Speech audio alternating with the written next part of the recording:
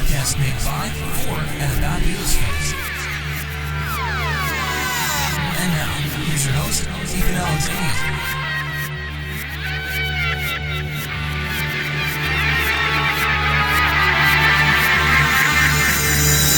Oh, hello.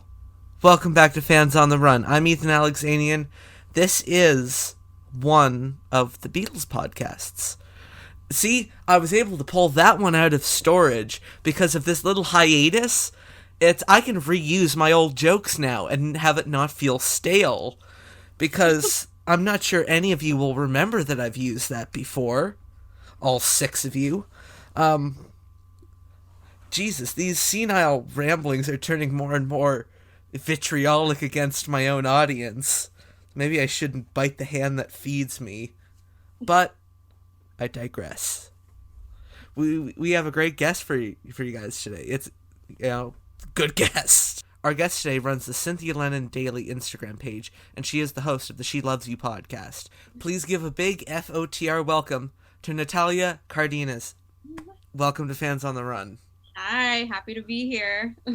You've already gotten the full Fans on the Run experience. I know. I'm so freaking honored. You have no idea. I've been wanting to be on the show, so this is great. Well, you're here. Here. I know. This is, you're kind of the first. It's an honor for you too, because this is kind of, I guess, my first interview, or I guess talk with someone else. Exactly. I am honored that you chose Fans on the Run as your debut. Oh yeah. This is great. I love it. So, how are you doing? I'm doing good. I mean, COVID and the pandemic has definitely done a lot with my mental health and all that, but I'm surviving, and I'm fully vaccinated now, which is something I can definitely say thank God, because it's a start. It's something, we're not there yet, but it's something. So that's been good. But otherwise, just surviving and getting on, and but that's it. Pretty good. See, you're making me extremely jealous, because how old are you? I'm 22. You're 22. You're fully vaccinated. I love you. I hate you right now. Yeah, in Canada, or in Ontario, the rollout has been so slow. I only got my first one a week ago, and I'm not getting my second one until August. Really? I don't know why there's a 4-month wait in between. Whoa, I know there's a 21-day period, at least here, but 4 months? Whoa, that's crazy. That's just because our provincial governments really shit the bed there. And they have no idea what they're doing. Oh, jeez. Yeah, I wondered how it would be in different, I guess countries and states and that, because I feel it's different everywhere. But that's really weird. 4 months. Wow. I feel that's just long for no freaking reason. Why the 4 months? Yeah, I feel the same way. But at least I got one of them. Yeah, you know what? One is better than nothing, because I know the microchip settled in quite nicely. Right, the government's finally watching us. We're good. I only had a slight urge to buy a Microsoft Surface. Yeah, I almost did. I will confess. There you go. So, you know what? I think I'm going to hit you with a question. Okay, go ahead. Besides the Beatles right now, what other music are you listening to? Oh my gosh. Actually, I'm Latina, if it wasn't obvious enough by the name already, but I actually listen to a lot of Latino music as well. There's this sort of swing Colombian band, and they play kind of old, it sounds very 20s in a way. Okay. But Colombian inspired as well, because they're from Colombia, so they add a lot of Latin rhythms, and it's kind of French as well, because they they were in France for a bit, so it's this kind of weird mix of music, and they're wonderful. They're called Monsieur Pierny. They're wonderful, so I really recommend people listen to them. Oh, I'll have to go check them out. Yeah, they're wonderful. But I'm wearing a Zeppelin shirt, and I would be horrible if I didn't mention Zeppelin at least once in the podcast. But I listen to them all the time. The Kinks. I will say, I think the Kinks right now are Oh my God, the Kinks. Yeah, they're at the top of my sort of listening to now, list. They're just wonderful, and it's great because I think we all sort of know all their songs, but it's kind of great to discover everything that they've done because it's so Yeah. good. Because So we all know You Really Got Me. We all yeah, know yeah, All Day and All Night. We all know Lola. yeah, It's definitely. just, there are, like, Yeah, at hundreds. least 3 albums of theirs that are, like, 10 out of 10 masterpieces. Oh yeah, no, I mean like, and that's even forgetting like their '60s catalog. You've got like '70s catalog, and you've got like, I mean, even in the '80s they were doing pretty good stuff. So Yeah. it's like they're just one of those bands that I've always said that they're like the most underrated band of all time because Criminally people underrated. know them, but they don't know them, and that's like the thing. But so good. So for me, Kinks have been right now in my ear at all times. What's your favorite Kinks song?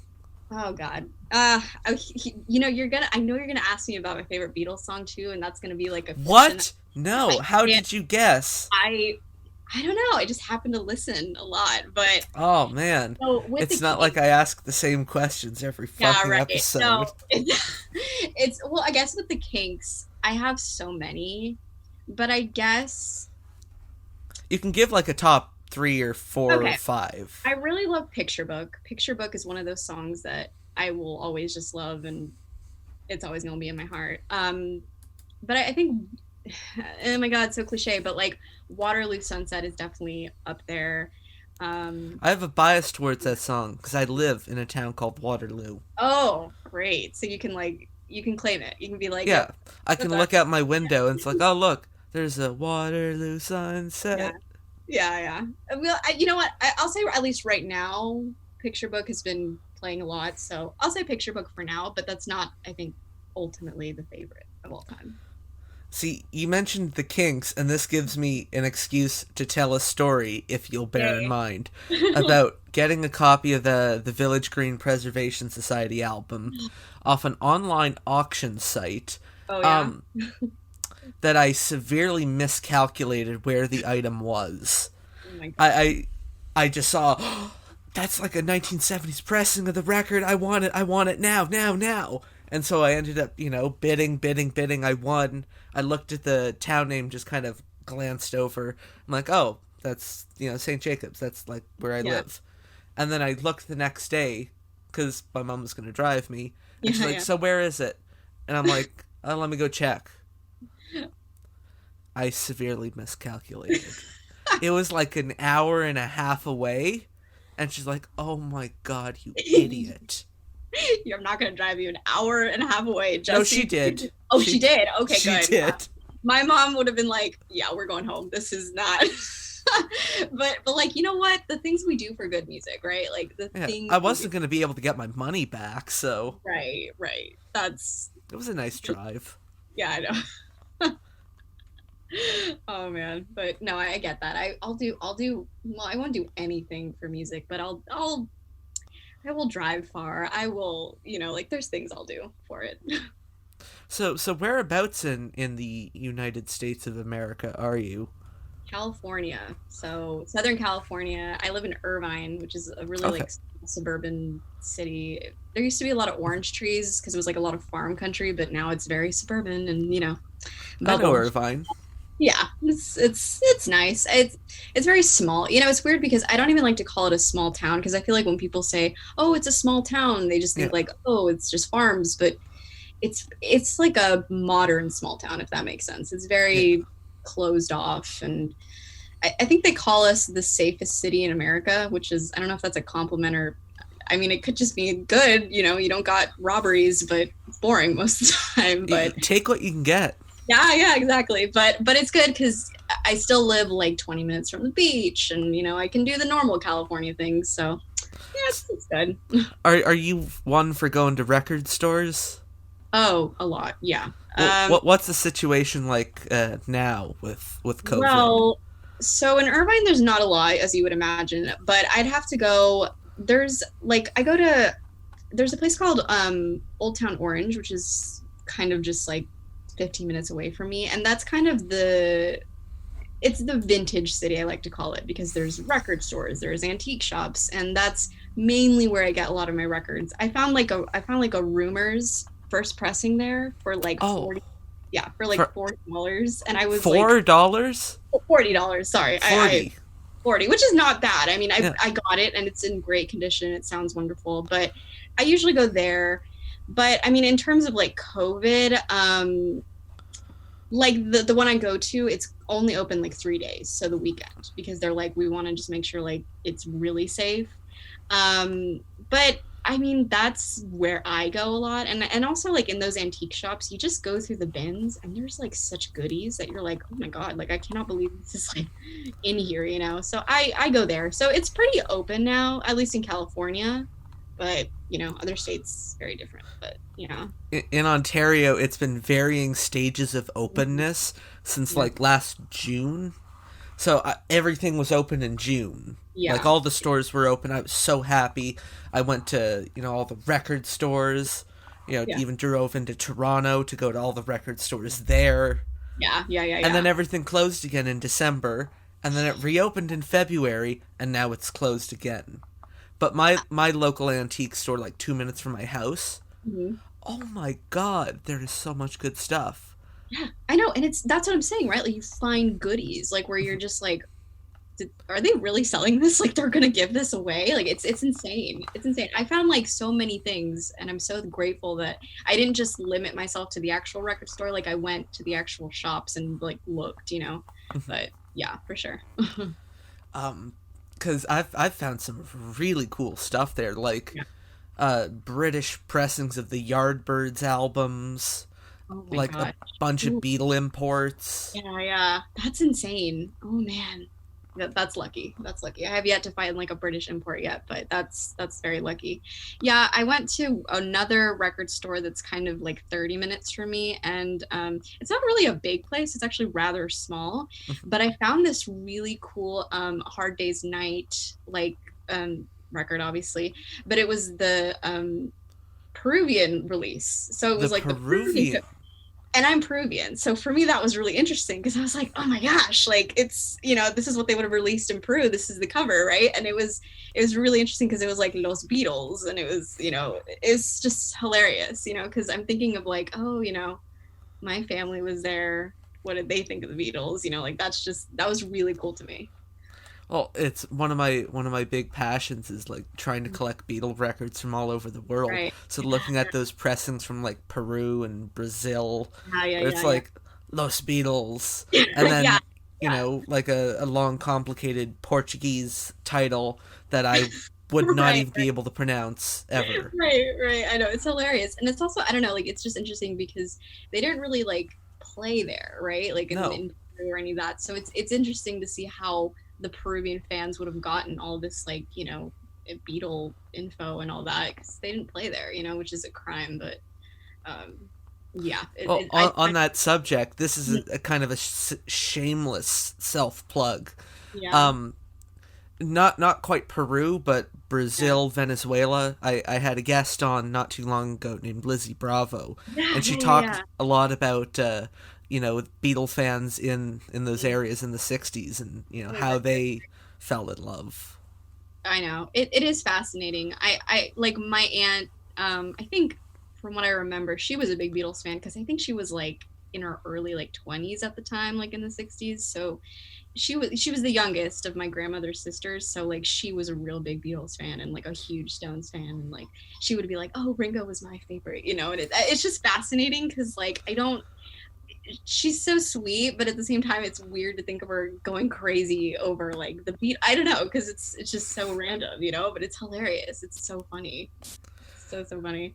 So I'll ask you another question. Mm-hmm. This is the kind of normal starting point for the show. Yeah. How did you first discover the Beatles? Okay. I love telling this story because it's like really random and great, but okay.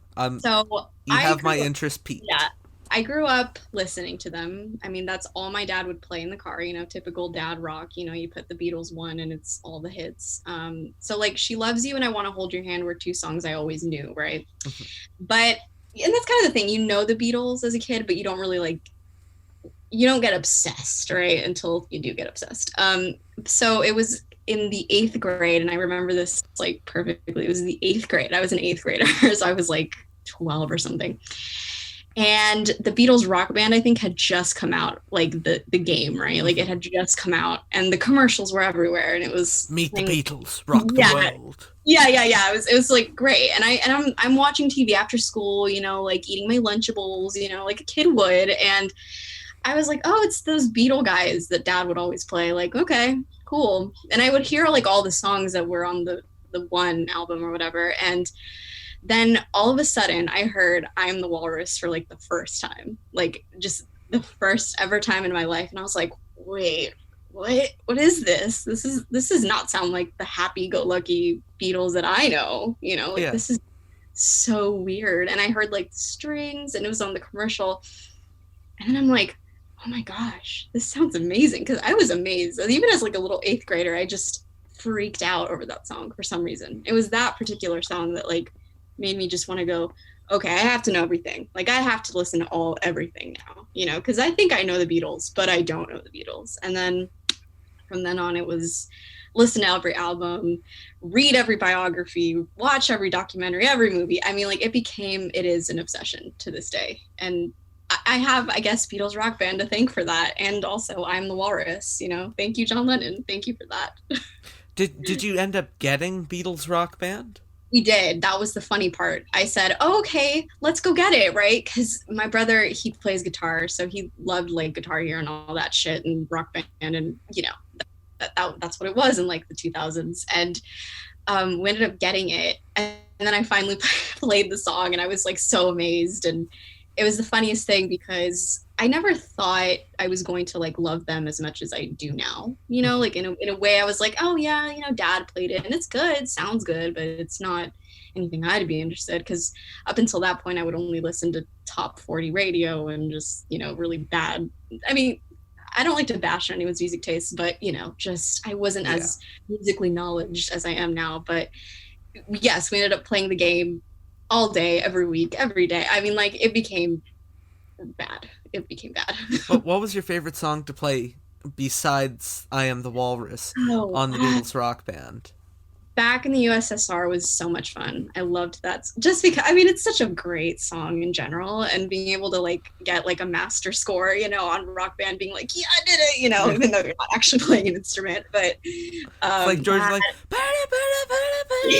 yeah, but you're just like hitting like the red button. Yeah, exactly. You're like, oh my god, I'm doing and then this. The game's like winner, and then your like score is going up, and it's like I'm doing something. I'm doing it. You instantly think you're like a musician. You're like, oh my god, I could so do this in real life too. I'm gonna pick up a guitar, and then you realize, oh wait, you actually. My friend and I started a band over Beatles Rock Band. We never played. We just played Beatles Rock Band, and we thought we were the Beatles, and we always argued over which one would be Paul and which one would be Ringo. Yeah, no, we did the same at my house. I was like, oh, well, I'm definitely John, right? Like, it makes so much sense that I'm John. But... Although I was it was a little mean-spirited with me and my friend. It's like, well, no, Ben, you're Ringo because you have a bigger nose. Yeah, we said that to my stepdad because he has a big nose too. So we were like, you're totally Ringo. I mean, it makes sense, you know? Oh, man. But yeah, no, Rock Band, you know, I have Beatles Rock Band to thank for that, and TV commercials. So, you know, without that, I would not have been a Beatles fan, I guess. That's, you know, weird to say, but yeah. So apart from that Beatles 1 CD that played in your car throughout your childhood, what was the first Beatle album that you remember owning yourself? That was Please Please Me, because I was like, okay, where do I start, right? You know, I researched, and that was the first. Although I don't know if you count like Beatles and Hamburg bootleg as the first, but you know, yeah, it's not the first. But no, yeah, Please Please Me was definitely the first thing I like downloaded on my iPod and everything, and I was so into it, and it was kind of what I expected them to sound. I'm like, oh, it's the happy-go-lucky, you know.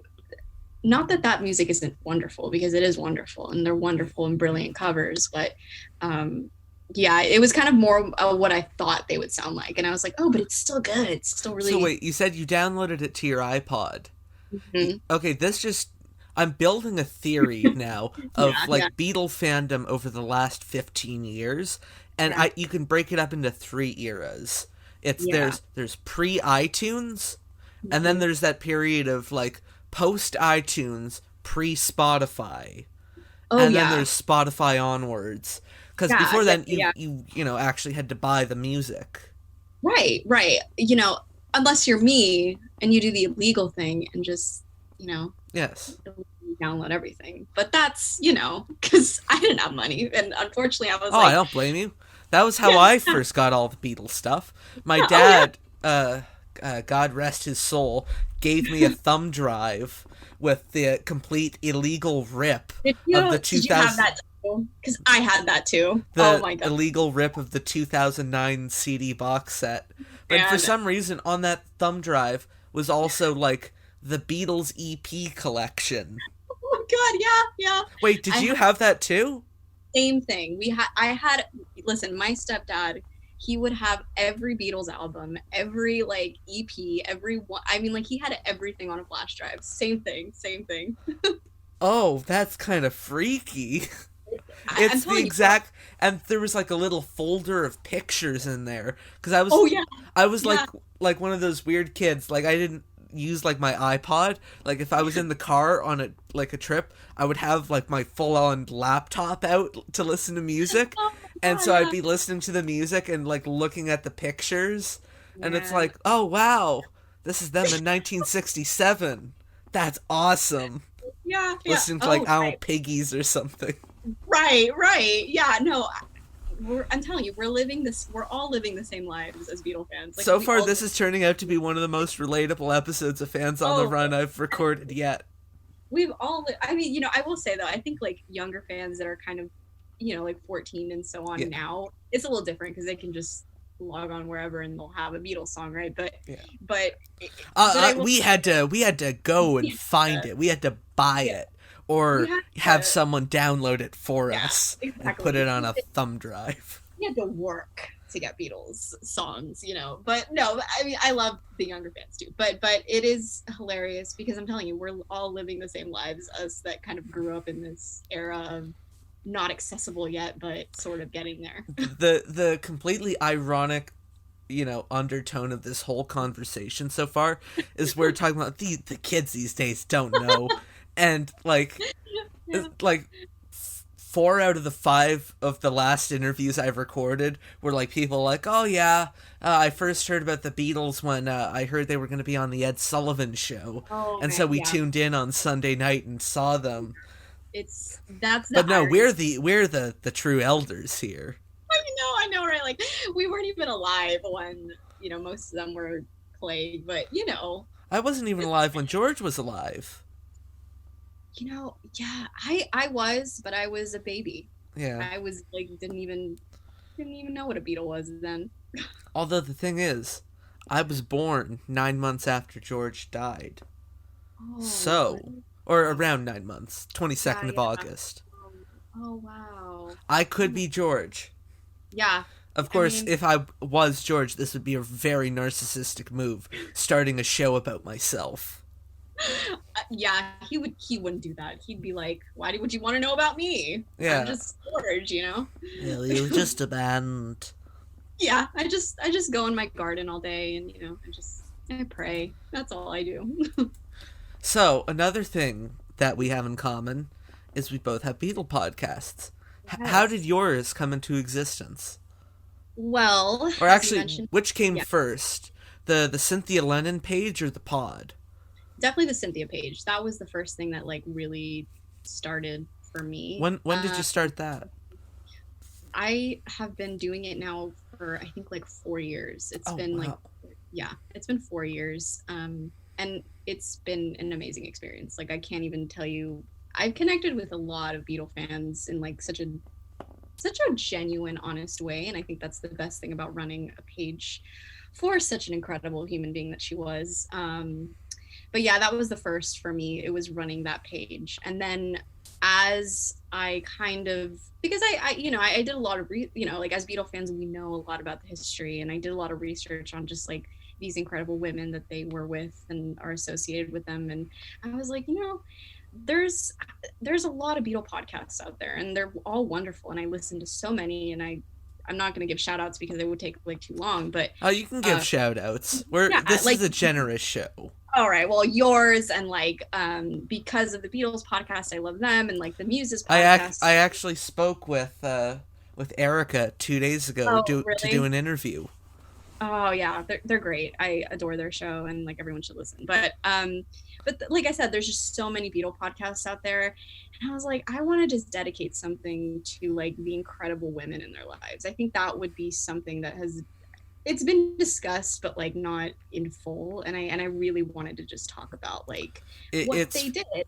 Yeah. Like in a rare instance in this oversaturated market we're in, it's an angle that hadn't really been covered before. Right. And like, that's the thing, right? Like we know the Beatles and we know their legacy and all that, but we just don't know anything about the women that supported them and inspired them, because it's when you like get down to it, you realize like, oh, she is responsible for that song, or like, oh, like she's the one that got George into meditation. Oh my gosh, and like with these women, if I'm not mistaken, like only two of them, like the girlfriends' wives, only two of them have autobiographies. Yeah, I mean, yeah, Cynthia, Patty, they do. Maureen unfortunately passed away, I think, before anything could happen. Yeah, no, I mean, that's only two of them really do. Linda has a biography, but it was written by someone else, so it's kind of like, not her word. But yeah, it's yeah, you're right. Like only two of them really do, which is criminal, but Which means there's all these other, fascinating, people in Beatle history that have not really had their time in the historical sunshine. Oh, 100%. Like, I mean, it's like, that's the thing about like why I think this podcast is important, because it's like bringing to light these stories for the first time. And like, particularly, I guess, like in Cynthia's case too, right? Like everybody knows John. Well, that's another thing, right? Not a lot of even people even knew he was married before Yoko, because diehard Beatle fans we do, but a lot of people, they just don't know. They just don't know anything. And it's like I went to Liverpool, right, last summer, and it is just so wonderful to see how much they honor her over there in terms of like her legacy and her life with John. And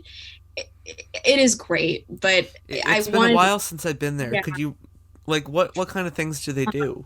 Well, like at the Beatles Story Museum, you've probably been there, obviously. She narrates like part of the Casbah section, which is wonderful because I don't know if you know, but John and her painted like the walls on the Casbah, and there's like a little section in the audio interview that you do, obviously, where she just like speaks about it, and it's like it's really, really, really cool. Do you know what it is? It's I made the mistake of, because I don't like guided tours. Okay. I didn't have the headphones on. Oh no! So I didn't hear any of the narration. I just wanted to see it myself. It's so great. It's wonderful because you get to hear, because like I think like Julia, John's sister, does most of the narration, and it's like so great. It's amazing. It's amazing. But yeah, like they'll do that for Cynthia, and they'll do like the I went on the Magical Mystery Tour bus thing that's like really great, and they'll just kind of take you to like the Liverpool College of Art where they met, and they'll say like, this is where John and Cynthia Lennon met, this is where, like they'll just talk about her a lot. And I think that's wonderful to me, because it's super important, because you don't want to forget like that essential part of Beatles history, because if you do, then you're just you're not even talking about it. So it's great in Liverpool what they do for her. And I loved it. It was great.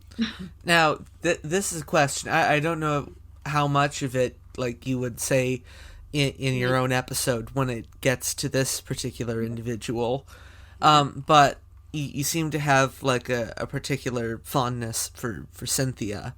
Yeah. How do you feel about one Yoko Ono? I actually really respect her as an artist, as a woman, because I think so many times, like they try to make women drag each other down just because, we're women and we have to be petty. But I just want to say that's not the intention here.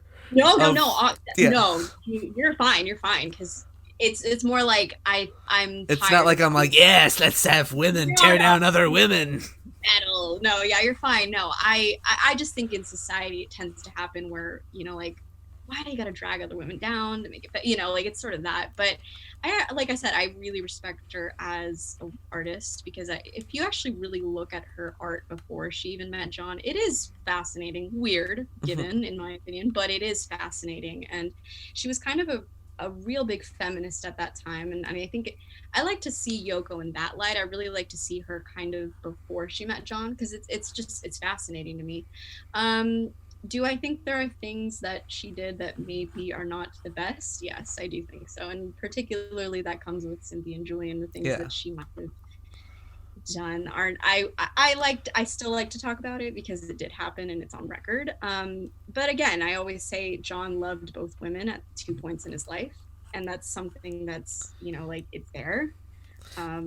But yeah, I mean, I don't hate anybody because I think that would be like ridiculous and pointless. But I respect her as someone that John loved, and definitely as like an artist and a woman in a lot of ways. I feel like my kind of perception of Yoko has been swayed by the fact that my parents split up and my dad got together with someone else who didn't really like me and kind of drove a wedge in between. And especially after my dad died, like she was really trying to prevent us from like getting to our dad's stuff.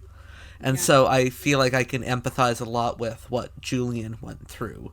And so I feel like that's kind of tainted my perception of Yoko. Yeah, no, and like that's like totally granted, like I come from divorced parents too, so like I get that, and it must like I can't even imagine what it was like for him as a little, like even as a little boy, right? Like just having your parents split up and your dad's who he is and just so big in that environment, and like it was tragic. It's just the way it happened, and I just feel for him because like I think to this day it still hits him very hard, I think, in a lot of ways, because he and his mom were so close, and it could not have been easy in any sort of way. So I get that for sure. Kind of also coming back to Cynthia because of the page. So you've been doing this for around 4 years. Yeah. What's what's your favorite thing that you've learned about Cynthia in that time that you didn't know before? Oh man, you can say like 2 or 3 things, or there's so many. I mean, I think I don't know. I think just the fact that she was so like there for John, like since the beginning, and was probably like his rock in everything. Because I've always said this, and like people are like, "Oh, you're kind of right," but I've always said that I think had Cynthia not been there, right? Like had they not been married, had they not had Julian, I think John would have gone nuts. I mean, like I think about that, like how it would have been without her and living that sort of like crazy rock star life. It would have been crazy.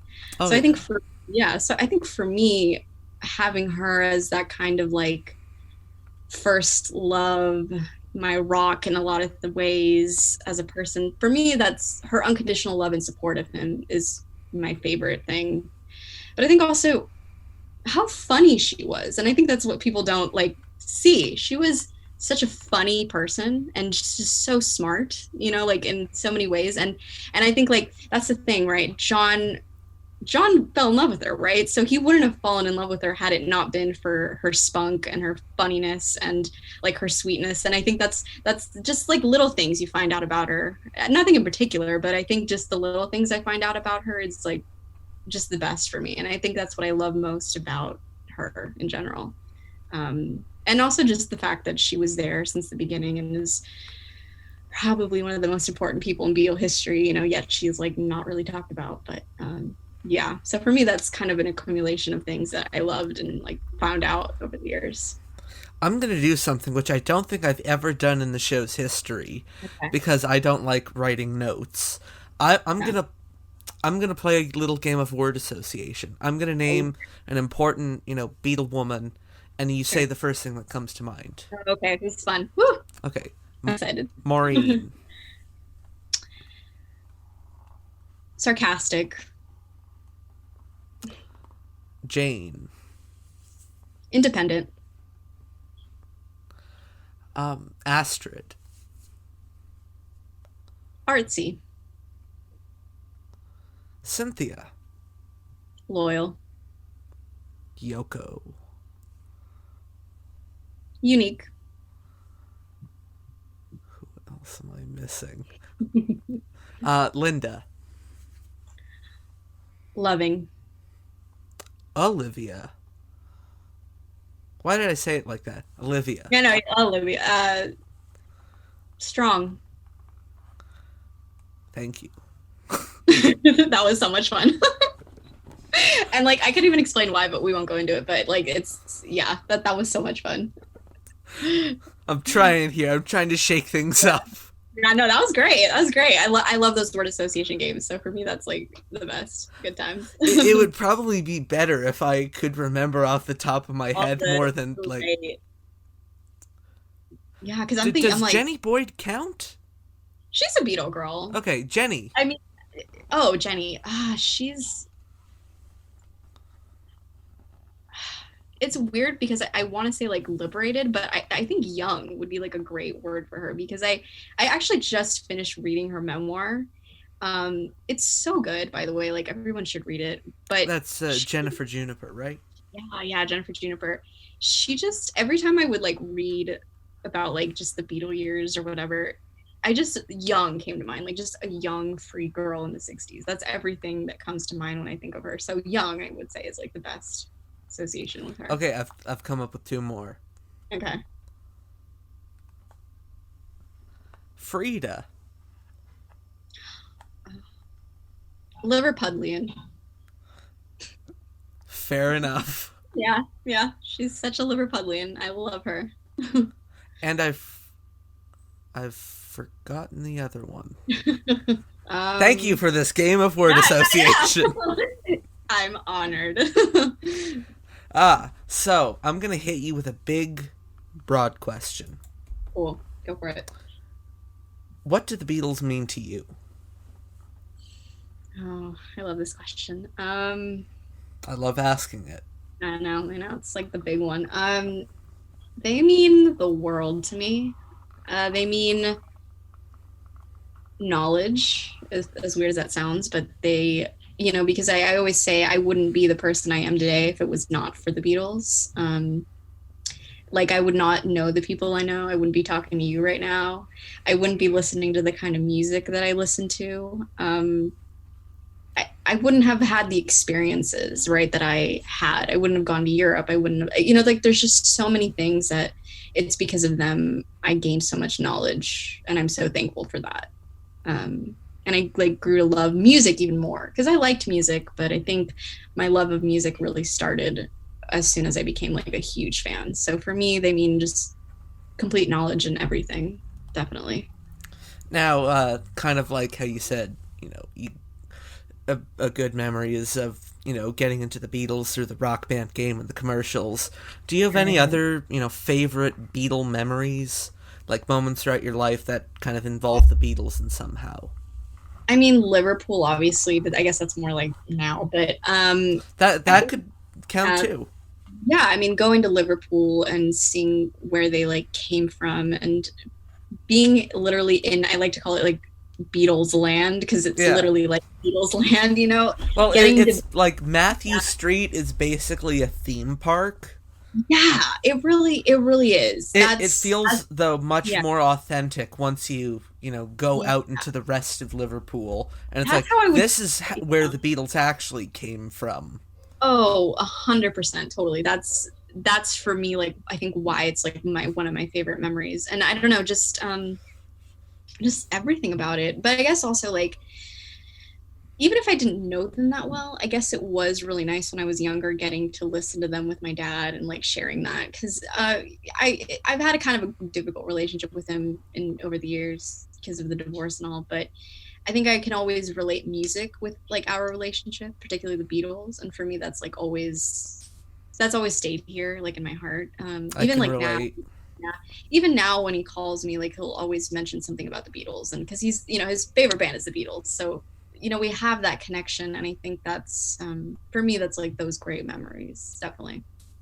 Yeah. It's now I'm just thinking about Liverpool, and for some reason, Yeah. one thing just Yeah. makes me mad about Matthew Street: the fact that it's Beatle theme park. The Cavern Club is not even the original Cavern Club. I know, It's and I still have fun. You go down, and it's like, oh, it's like the Cavern Club, but it right, was down the street. right. And I have to explain that to people. It's the funniest thing because they're like, "Oh my God, you've been to the Cavern," and I'm like, "Yeah, I've been to a place called the Cavern, made yeah, of some of the original bricks. right, exactly, It's not like I went to the Casbah Club, which is right." still the actual Casbah. No, which like by the way, it needs to get some more like what's the word? Not notoriety because it's very but it needs Publicity? to be yeah, it needs to be talked about more. I feel like that's because that's a pretty like important place in a lot of ways, but Well, the whole thing's managed by the Best family, yeah, and I know Pete's brother Rogue is so doing a lot of cool things with the place. oh totally, yeah, no, it's wonderful. And I should also say like Pete Best, right, and just in general, um it's great because he and Cynthia were actually like really, really friendly. And it's always wonderful because like Rogue kind of on every sort of her birthday or the anniversary of her passing, he'll always post on Twitter, like, remembering the lovely Cynthia Lennon pal. It's great. But yeah, the best are really great people. And I don't know, I'm kind of over people like being like Pete, the horrible drummer that, shouldn't have even been there. I'm like, all right, like cut him some slack, y'all. Like it's not, Without the Best family, the yeah. Beatles would not exist. Exactly. Because if all this credit to the Cavern, without Mona Best and the Casbah, Right. where would they have, played? Where would they have Right. practiced? That's what I mean. Again, another amazing woman who like literally made Beatles history, and yet no, like it's insane. But I'll I actually digress. give you the floor here now. If Yeah. there's any other, people who you feel like are severely underlooked in Beatle history. Uh, Mona Best definitely. This is I don't know if she's underrated because most people know, but like May Pang, like people know her, Yeah. quote unquote, but they don't At the very know least, they know about the Lost Weekend. Last Weekend, which I don't even like calling it that, but for different reasons. But because it was not a weekend; it was like a year Yeah. and a half, 2 years. But I digress. But yeah, no, I'd definitely say May Pang is one of those people. Definitely. Um, Chris O'Dell also. I don't know if you know Chris. Yeah, I'm Yes. sure you know. Yeah, her book is crazy, and I actually recommend everyone read it because if you ever want to know about rock stars and what kind of life they led, she was there for everything. But she's severely underrated in Beatles history, and she was there for like a lot of crazy things, kind of in the late '60s and early '70s, and everyone should check out her book. So her. I guess also like Norman Smith, their first like engineer before I always forget names, but Jeff Emmerich. yeah, severely underrated for what he did in terms of engineering those early songs. And Yeah. Well, Norman Smith, underrated for so many reasons because he didn't just do the Beatles. Like he did all the early he did the early Pink Floyd records. right, He yeah, did one of my favorite albums, SF Sorrow by the Pretty Things. wow, man, yeah, oh, I didn't know that. I know the Pink Floyd stuff, but I didn't know that. Oh man, yeah, no, again, right, like incredible people that like made history, and yet like we never talk about them. It's just so weird to me, but Like George Martin couldn't have done what he did without his without team of engineers at EMI. right, it's insane. Even George Martin, I'll say, is underrated. Like, yes, he's very, they consider him the fifth Beatle and all that, and some people do, but even he is like just severely underrated in terms of what he did and all that. He's not underrated either, but Brian Epstein. He Oh my deserves God. all the rating he gets.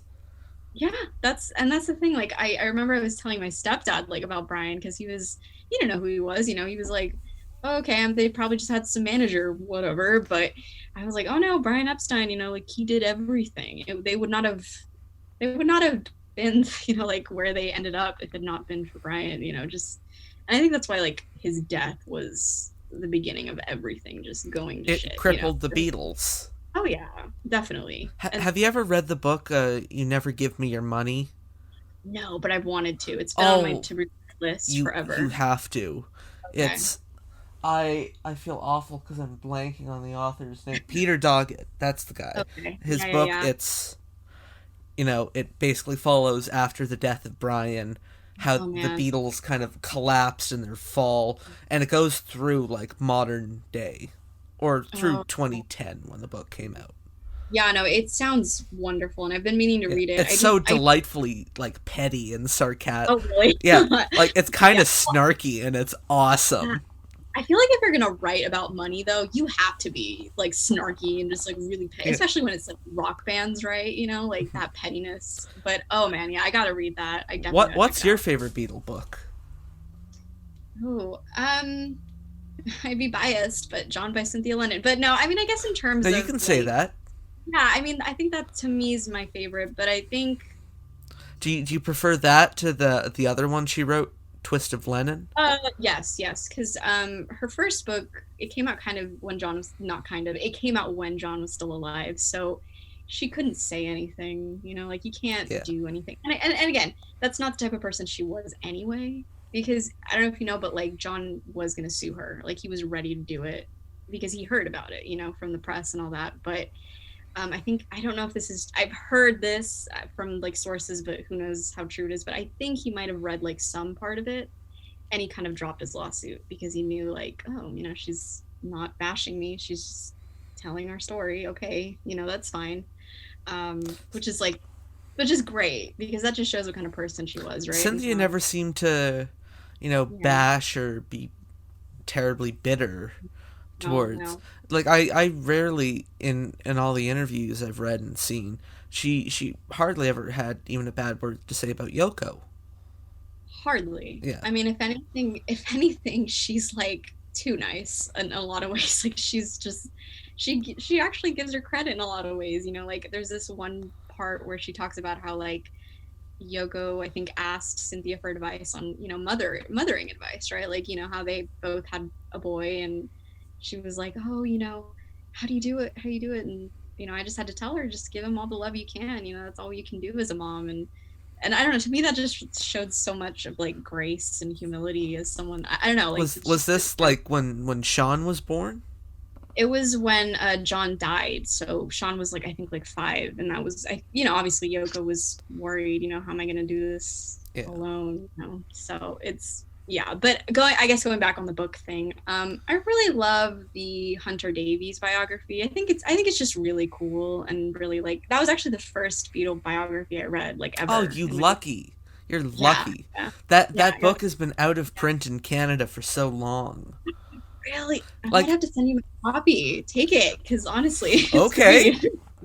Like I've been meaning to because every time I go to the Barnes and Noble down I have been able to in over a year because the border's closed. Like that book's always on the shelves, and it's like, well, why can't I get this here? Yeah. No, I'll seriously, I'll lend you my copy. It's wonderful.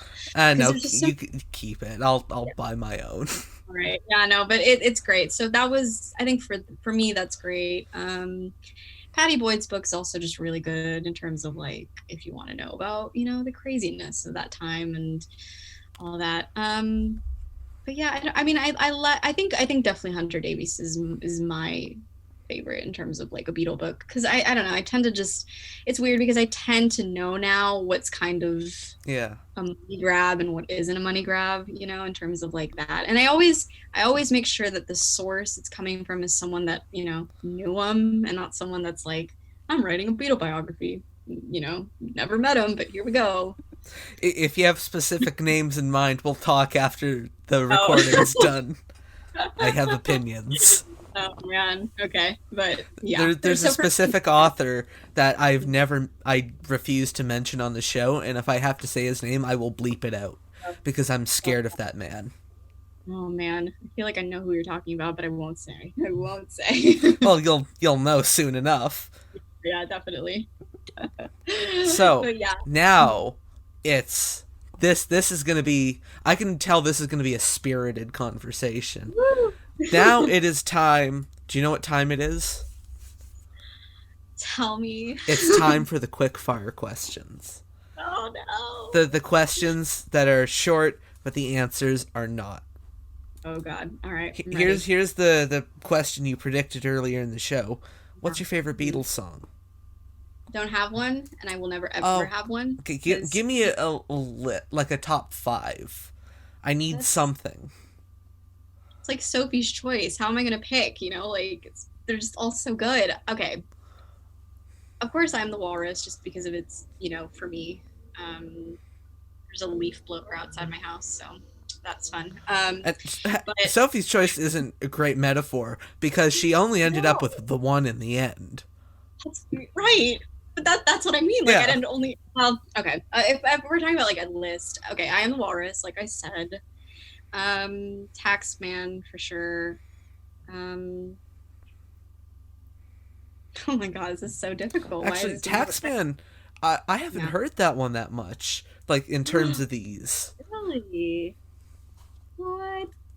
That's probably like in my top like 10 for sure, just because of how good it is, and it's the opener, right? Yeah. Anyway, speed questions. I can't get off topic, but okay. The show is like the show's purpose is to go off topic.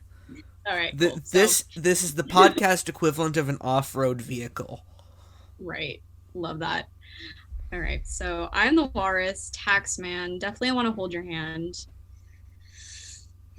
She Loves You, just because of its significance in terms of like how different it was for 1962, 63.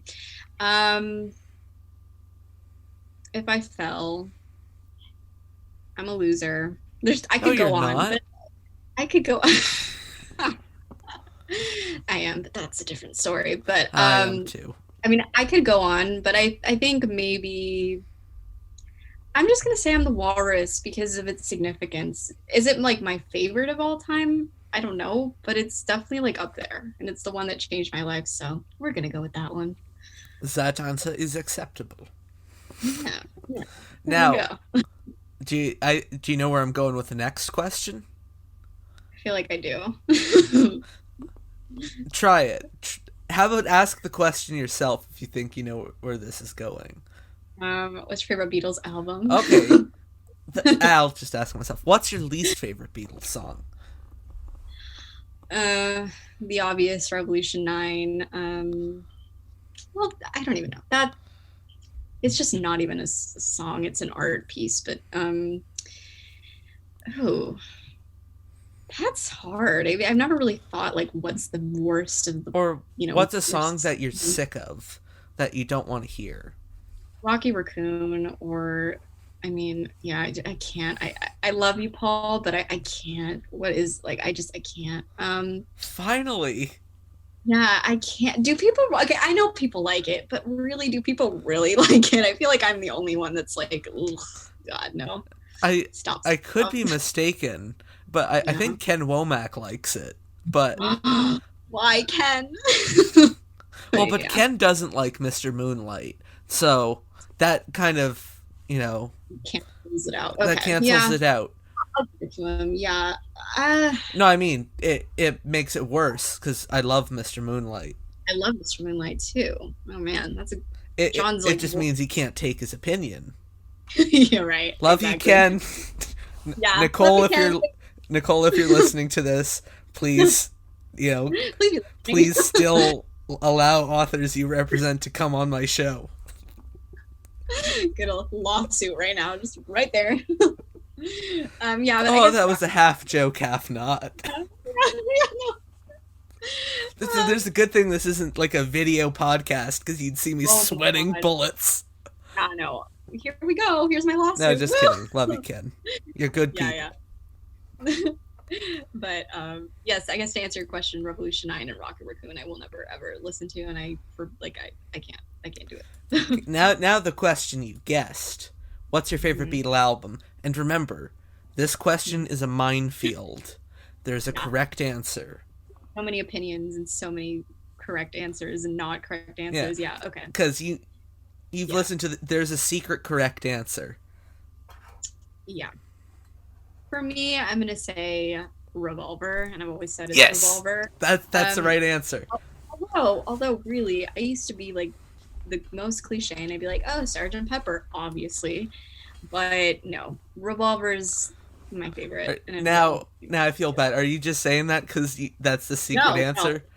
I genuinely mean it. Okay, like, good. People catch me listening to probably, I mean, I guess it's a tie between like, it's weird because I will love me a Hard Day's Night. I will listen to that like nobody's business, but then you also catch me listening to Revolver nonstop. So for me, I think like in terms of like, it's weird because I always say like Revolver's sort of, I guess you could say Rubber Soul's kind of still that early Beatles sound, but like getting a little psychedelic. But I actually think Revolver's pretty good with still maintaining that kind of like it's a good Beatles midway point. Yeah. So for me, you can that's hear what was and you can hear what will be. Exactly. And I think that's like for me why it's my favorite, because I think like I love Pepper, but I think it's just very like 67 and it's wonderful, but it's very much, you know, like we did LSD and everybody knows it, you know, that type of thing. To be fair, this will get me a lot of flack. If I'm listening to an album from 1967, I will listen to The Who Sell Out. You know, I'm gonna say I actually don't really know a lot of the Who's music, and I don't know. Yeah, I know. I want to. Homework. Go listen to The Who Sell Out. I know. I'm going to. Like I have like 3 songs I like by them in my Spotify thing, but that's about it. I couldn't name any others. I'm like that type of a person. But, fair enough. But, the worst but no, type of person. I know, the worst. But no. I get what you mean with loving like another album versus, because you know, I mean, Pepper's wonderful. Yeah. And it's, or actually, I should say I'd prefer Magical Mystery Tour over Pepper. Really interesting. Okay. Well, it's if I want to listen to a trippy Beatles album, people are like, oh man, Sgt. Pepper's so psychedelic. It's not that psychedelic of an album. Yeah. It's more like Baroque pop than anything. That's what, and you know why? Because it's Paul's album. Yeah, Paul with his granny songs and his harpsichords. Right, exactly. I mean, like, didn't he think of it on a plane ride back from like America? No, Paul, a rock song can't have a bassoon. Exactly. But you know, there you go. No, you're right though. If you are gonna listen to a trippy one, it's definitely Magical Mystery Tour. That's the trippiest it will get. And flip side of the question, what's your least favorite Beatle album?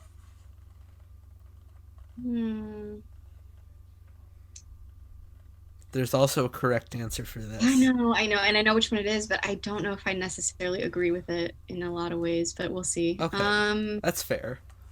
Yeah, that's, you know, okay. Are we even counting the Yellow Submarine thing or not? Because I don't, that's the thing that's like, people are like, it's an album, but it's not.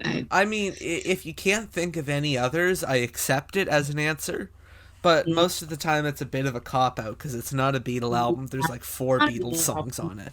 4 new Beatles songs. Then there's Yellow Submarine and All You Need Is Love from different albums. Exactly.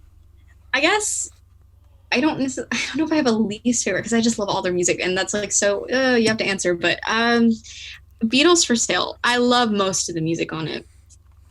But is it like my favorite that I would like constantly listen to? No, probably not. Okay, fair. Probably not. But I do. But I will say it is still a good album. I think people, because I've heard people say it's like the worst album they have, and how could they have done something like that? But it is still a good album, and it's like there are a lot of great songs on it. But I don't know if it's my favorite. I would say that's kind of my least out of all of them. And you know, we didn't even have to mention what the correct answer was, because I've been like driving that point home for 50 over 60 episodes now. I know, but oh yeah, no, I mean, subliminal messaging, kids, it works. Yeah, it's let it be. No, I mean, you know, it's weird. I think I only, for like, besides the music, I think just because of the fact that they managed to even create an album at any point during that time, is a milestone in itself. Well, but the thing is, they didn't create an album. They did a bunch of sessions that went horribly wrong. They had to switch over to a different studio halfway through because they wanted to kill themselves at Twickenham. They went to Apple, they got Billy Preston, they went up on a roof, and then they just abandoned that for like a year. And then it's like, oh, we're doing that movie thing that we have all this film of. I think we need some music. And so Alan Klein, pause for applause. The wonderful Alan Klein. Yeah. Sarcasm. Called in Phil Spector and, scrambled together this piece of shit. Just, I say piece of shit. I really should clarify. I'm hard on these albums because I love the Beatles. That's my point. I hold the Beatles to their own standard. Absolutely. And you know what? I think John would be the first one to love you for that. He'd be like, thank you for calling my music the crap it is. Yeah. He'd be so honored about that. And last question. This is kind of a new quickfire question. I only ask this on occasion. Okay. Actually, two. One of them's not new. Who's your favorite Beatle? John Lennon. I kind of guessed. Easiest answer in the world, John Lennon. Yeah. It's like you've been asking me what's your favorite song? That's I have to think about. But when I think favorite Beatle, it's John Lennon. No question. Who's your favorite? John Lennon. John Lennon. John Lennon. Of course, it's John Lennon. John Lennon. And lastly, what is your favorite Beatle movie? Hard Day's Night. Hard Day's Night. Well, I love the first U.S. visit documentary, but I don't know if that counts as a Beatle movie, but I mean it is. No, but that's the first time. I think I've asked that a few times.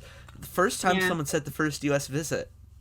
That's oh, come on. That's amazing. It's basically awesome. The real version. It's basically the real version of A Hard Day's Night, just not as, crazy in terms of what happened. That's why it wasn't properly released in the 60s. Because, by the time that was ready for TV or whatever from the Maysles brothers, Richard Lester and United Artists had already gone full steam ahead, making a nearly identical, cinematic version of that. Oh, yeah. And I will say, again, I'm biased only because Cynthia has little cameos throughout the documentary. So for me, that's just really cool to see that. Because, again, she was the only, Beatle girl to ever tour with them at any time, in that time. So it's probably one of my favorites. But I guess, in terms of a Beatle movie, Hard Day's Night, definitely. I love A Hard Day's Night, but I feel like my comfort Beatle movie that I go and watch, even though it hasn't dated necessarily well with some of the portrayals of certain groups, I love Help. Help. Oh, yeah. I think it's the ridiculousness of it all. That I am not what I seem. Right. Just brilliant lines throughout it all. That everyone laughs at Ringo's sudden apprehension. End of part 1. Intermission. I can't make bird noises. I know. Part 2. And then it just comes back. It's so British, and that's what I love about that entire little sequence. It's just the most British thing you've ever seen. I love it. But no, I it's weird. I haven't watched Help in a really long time. It's been a while. It's been a hot I picked up the Blu-ray a year or two ago. I've owned the DVD for almost for 10 years now. And I just wanted the Blu-ray so it would look better. I bought the Blu-ray at one location of a big chain here. Opened it up. DVD was Blu-ray was fucking cracked. So they didn't have any left, so I had to go to a different one. I got one of theirs, and I stood at the cashier, and I'm like, I'm just gonna make sure. And I opened it up in front of them, took the thing out, and I'm like, is it cracked? No. Okay, we're good here. You're like, thank you. Yeah. Yeah. Oh man. I said, I want to make sure this disc is not cracked.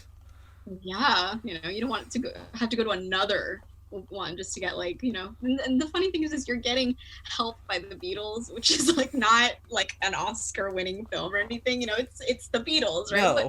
But it's wonderful. It's an Oscar film in my heart, so it's fine. What do you mean? I just bought this DVD of Tommy Wiseau's The Room, and it's cracked. I need another copy now. Oh, man. Yeah, no. But you know what? The crossover of people who listen to this show and have seen The Room is probably a lot smaller than I think. Oh, yeah. They're like, what? What's that? Have you seen The Room? I've seen it, yes. Like a while ago, but yes, I've seen it. Oh, man. But yeah, no, yeah, I gotta get back to watching Help. It's just been a hot minute. I don't know why. It's one of, like, I love it, but it's also like the one that I watched like the least of, obviously. I've actually seen Magical Mystery Tour more than Help, which says something about me. I don't know, but I had the DVD of Magical Mystery Tour. I had to throw it away. Actually, no, I didn't throw it away. I lost it. But it was the first time I put it on. It was the first time I saw it. That scene with John shoveling spaghetti. I just got up, God. Turned off my DVD player, and threw up. Oh. And then I never put that DVD on again. That's what, like, the demon in your room looks like, you know, when you, like, open your eyes. That's what John shoveling spaghetti. John Lennon shoveling spaghetti, just, you know, crazily. That's like, as the kids these days would say, that's my sleep paralysis demon. Yeah. Because remember, I'm a podcast host, but I'm also a member of Gen Z. I'm 22, but I will still be like that Gen Z kid in my mind. But yeah, no, and I feel like that's like, you want to know? Well, you're still Gen Z. Yeah, I mean, yeah, I was born in 98. Sorry, Gen Z. Yeah, it works. I was born in 98. It's fine, you know. You still fall in the time frame.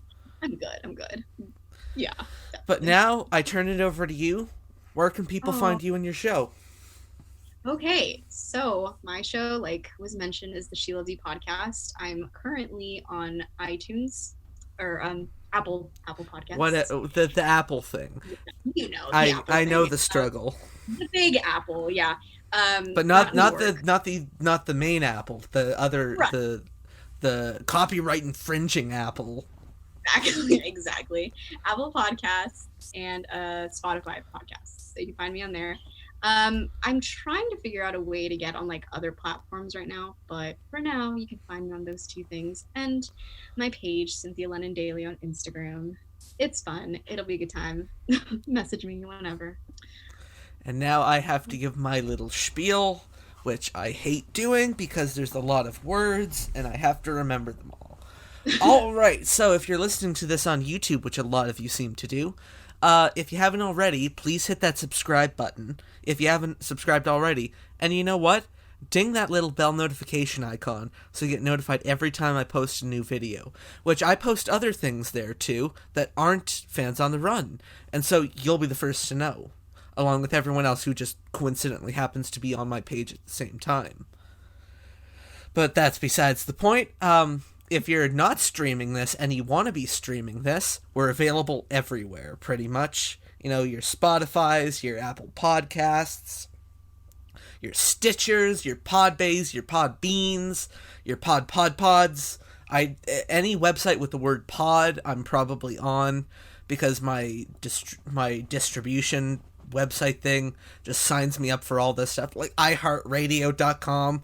Like, okay, I guess I'm there too. Yeah, follow the social medias, Fans on the Run podcast on Facebook and Instagram, Fans on the Run pod on Twitter, which is kind of derelict because I don't like Twitter, but I'm quite active on Instagram, so you can see all the cool artwork I do for the shows over there, including the early Beatles inspired cover for this episode. Any comments on that cover? I love it so far. It's wonderful. I don't know. It's always like cool to think like a Beatles photograph that you're in, right? Like time travel. Yeah. Which I still hope to one day actually accomplish, because I need to see them at least once in concert, even if I can't hear it. As one of my fellow countrymen, Justin Bieber, once said, never say never. Exactly. That's what I'm taking to my heart right now. Never say never. Well, Natalia, Thank you so much for coming on the show today. Thank you for having me. This has been like the best hour and like 14 minutes of my life. So this is wonderful. Not, well, ever. Just, I guess, ever in general. Thank you. Yeah, this has been so much fun. And honestly, it's been great because I haven't had guests on the podcast yet. And I guess this is your podcast, but I like to think of it as like we're both having a mutual conversation. Exactly. It's not just my show. Yeah. It's a conversation. I barely consider these things interviews because it's just a stream of consciousness. Yeah, and that's the way I do mine too. Like I will just do stream of because I went back and forth. I was like, I have to do sort of a format. It's got to be like there's too many shows that just are too structured or structured at all. Yeah, we're the rebels, even me. Exactly. I love me some stream of consciousness. Oh, but thank you. And to everyone else out there, thank you for listening. You can go home now. Fans on the Run is produced by Ethan Alexanian. Additional voiceovers by Richard Phillip. This has been a Showtown production.